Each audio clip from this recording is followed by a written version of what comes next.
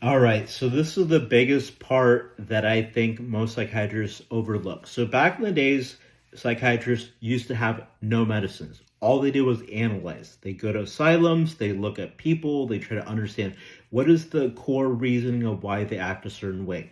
Now, as time has progressed, right, we've advanced in medicines, but honestly, there's a lot of people that are now just given a script, take this, and nobody really understands it, which is why when I trained to be an adult psychiatrist, I studied under a psychoanalyst for 3 years. I could not write one script at all. I had to just try to understand psychology. And as a result, I started to notice a lot of these adults would struggle with childhood problems. So I did a child psychiatry fellowship at Washington University, St. Louis, which opened my eyes up to how many gaps exist within our system. A psychiatrist in general won't know psychology. A psychologist or therapist won't know medicine. So where are the gaps?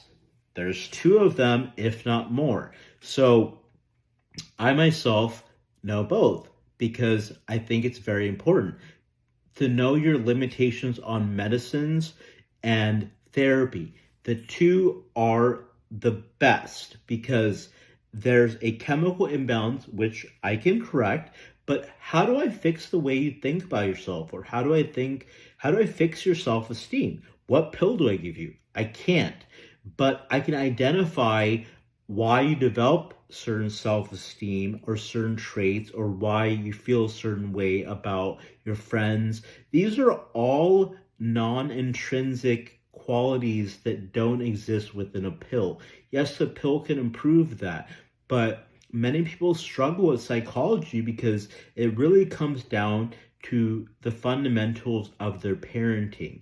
How do their parents treat them? How do they validate them? How do they make them feel good inside? How do they make them feel important? These are all so important in life that we take it for granted. You have a parent that doesn't provide a lot of the wants, but they provide a lot of needs. You'll see that kid thrive because they feel very important and they understand. Kids are understanding about what they don't get.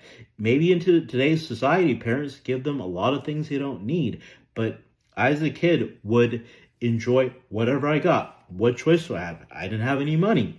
So I think the imagination and trying to buy kids is not working. This is why we see a rise in mental health, because parents are sometimes the biggest buffers of a kid improving their life.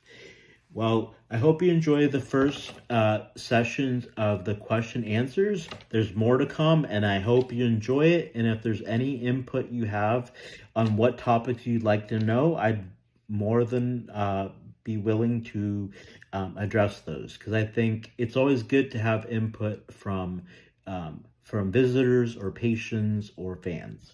All right. Thank you so much. Bye-bye.